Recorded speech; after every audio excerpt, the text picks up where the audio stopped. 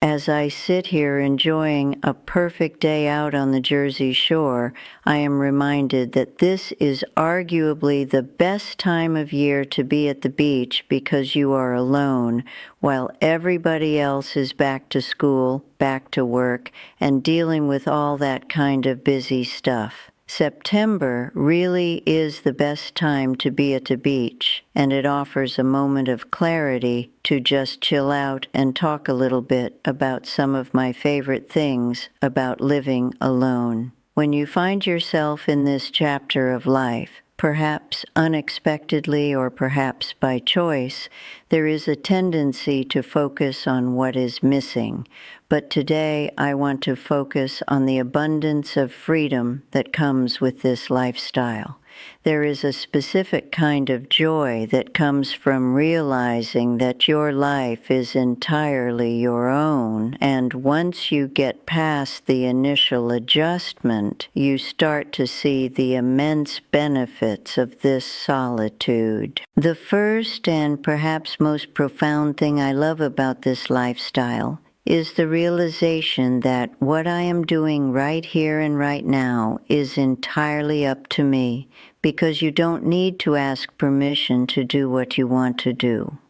It sounds simple, but when you really think about the mechanics of living with others, you realize how much negotiation is involved in simply existing. When you live alone, your time is yours, meaning you can make your choices and plans without running them by a committee or seeking approval from a spouse. You do not need to ask anybody else for their input on how you spend your afternoon or your weekend, and you certainly do not need to ask permission. This level of autonomy is something that many of us haven't experienced since before we were married or in long-term partnerships, and reclaiming it feels like a superpower. Best of all, living this way means you do not need to feel guilty about blowing off your spouse or partner or loved one if your mood changes. In a relationship, if you make a plan and then suddenly feel exhausted or simply change your mind, there is often a negotiation involved, or at the very least, a feeling of letting the other person down.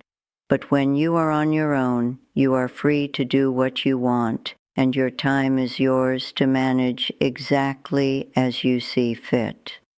You can make whatever choices you want guilt-free, and I absolutely love that.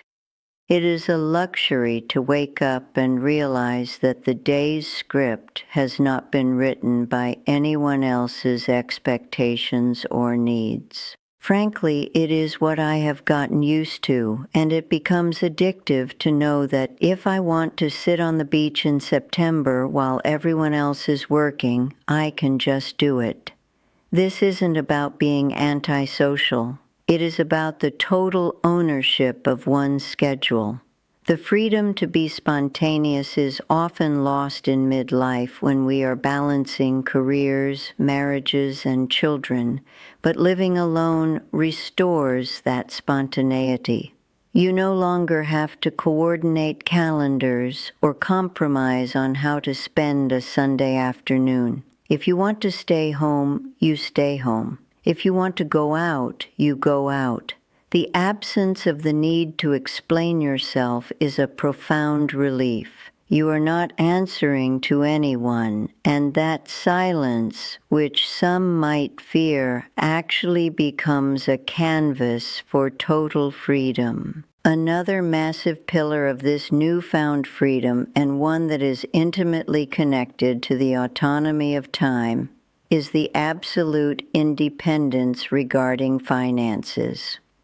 The second thing that I genuinely cherish about this phase of life is the simple fact that the money is mine. I make it and I spend it exactly how I want. In a shared household or a marriage, finances are almost always a communal entity, a subject of constant discussion, compromise, and sometimes contention. There is often a silent or loud need to justify purchases, to explain why you need something, or to negotiate budget priorities. But living alone after 60 completely dismantles that dynamic. If I want to go out and buy a new camera, or if I want to do something that might seem completely frivolous or seemingly stupid to an outsider, I do not need to ask for permission. The purchase is between me and my bank account, and nobody else gets a vote. This financial liberty goes deeper than just the ability to shop. It fundamentally changes your relationship with responsibility. I have come to realize that I like not having to worry about anybody else and not having the burden of financial responsibility for another person. Of course, this is a double-edged sword, and it is important to be realistic about it. The reality is that it is only me, which means if I screw up, I am the one who has to face the consequences. If I make a bad choice with my money, I am only screwing over myself. There is no safety net of a partner's income to fall back on, but there is also no resentment from a partner if I make a mistake. It is a singular, focused accountability. If things go wrong, it is up to me to fix it, and strangely enough, I find that I kind of like that pressure. It makes the victories sweeter and the mistakes essentially harmless to anyone other than myself. You learn to trust your own judgment in a way you never do when you are constantly seeking a second opinion on every transaction. Moving from the wallet to the kitchen, we find another area of life that is surprisingly liberated by solitude: food choices. This might sound like a minor detail to some, but for many of us, especially women who have spent decades managing a household, the politics of the dinner table are exhausting. A third thing I absolutely love about living alone is that my food choices are entirely my own. I cannot tell you how many times I see women who want to switch up their diet. Perhaps they want to go organic or try the carnivore diet, or they are simply trying to lose a few pounds, but they feel restricted by their partner's preferences. You hear it all the time. Oh, my spouse likes this meal, or we only eat that, or they have to cook separate meals to keep everyone happy. When you are part of a couple, you constantly have to consider what is going on with everyone else before you can decide what to put on your plate. You are managing appetites, preferences, and schedules that are not your own. But here, in my own space, I don't think I could live that way anymore because I have tasted the freedom of total dietary control. My eating patterns when I eat and exactly what I eat, it is all on me. If I want to eat breakfast for dinner, I do. If I want to eat strictly healthy for a week, there is no one groaning about the lack of pizza. If I want to skip a meal because I am just not hungry, I don't have to prepare food for someone else who is. It sounds like a small thing, but having that agency over your own nourishment is a massive plus, and it is something I have gotten used to and would be loath to give up.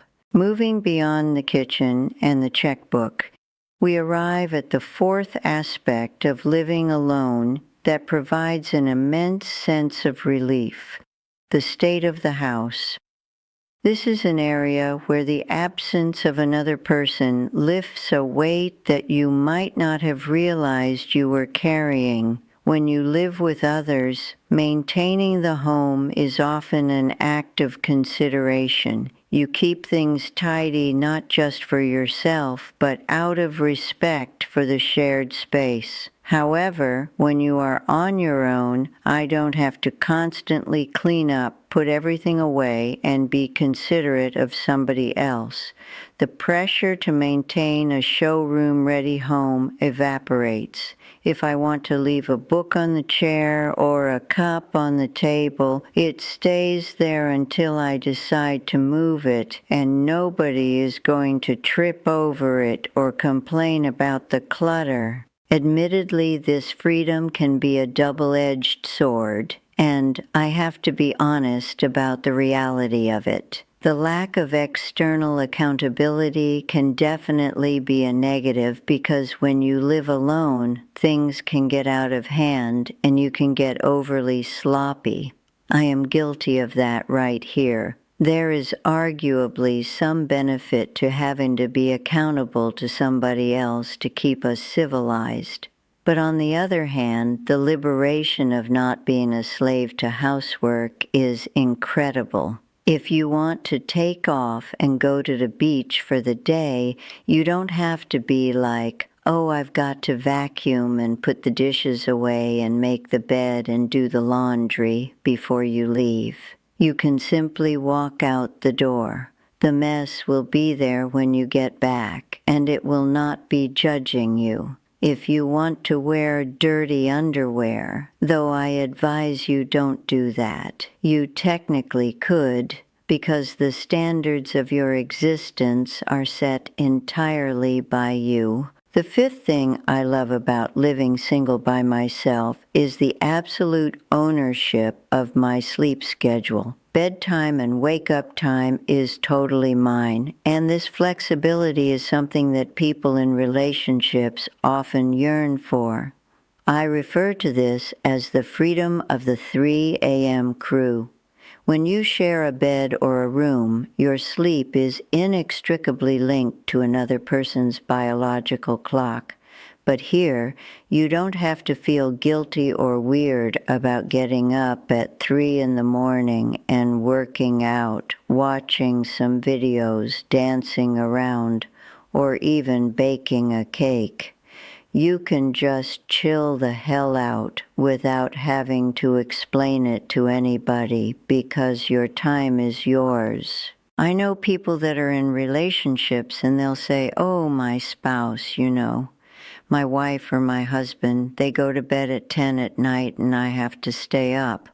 Or they feel pressured to lie in bed awake just to be together.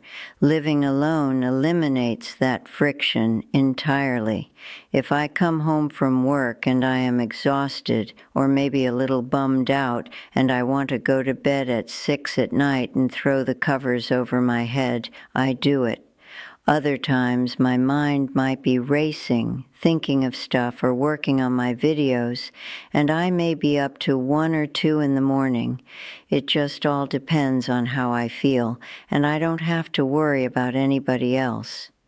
That ability to follow your body's natural or unnatural rhythm without disrupting someone else is a profound luxury. Now, does enjoying all of this mean you are some kind of selfish person? Oh, hell no. Embracing the benefits of living alone does not make you self-centered. It makes you self-sufficient. It is important to acknowledge that for many of us, especially after 50, we did not maybe make the choice to be alone. Life happened, marriages ended, or spouses passed away. It is not always the path we envisioned for ourselves. But I just want to let you know there is a heck of a lot of positives to it once you get used to it.